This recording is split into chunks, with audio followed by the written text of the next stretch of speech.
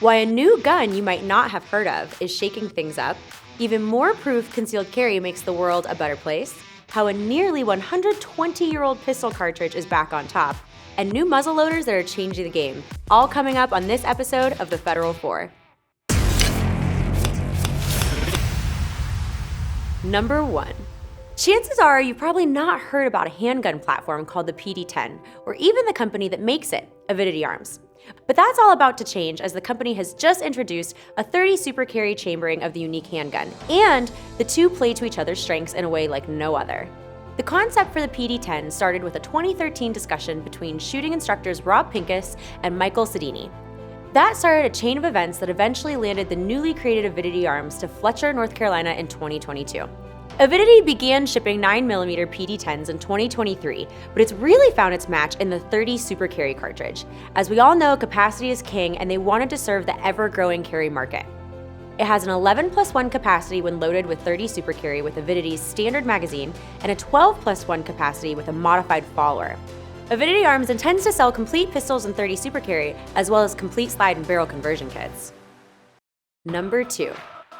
So speaking of all things carry, we all knew concealed carry was the solution and not the problem. But here's a story that backs it up. Check out this report from the Ohio Attorney General's office. On June 13, 2022, Ohio became the 23rd state to allow citizens to carry a concealed weapon without a permit. In the year following, crime involving guns actually dropped across Ohio's 8 largest cities as a whole and 6 out of the 8 cities individually. Now this comes as no surprise to most of us, but we still love to see it. Trend alert for 2024, personal safety and self-reliance is in. Number 3. So way back in 1905, the godfather of gun design, John Moses Browning, came up with a teeny tiny pistol cartridge we would come to know as the .25 Auto for the so-called pocket pistols of the day. We kind of know the rest of the story from there. Through the course of several wars over the coming decades, cartridges and firearms advanced a ton, and shooters largely abandoned cartridges like .25 Auto for their lack of power compared to their more modern counterparts. But the little cartridge is poised for a comeback thanks to a big trend we're seeing industry-wide.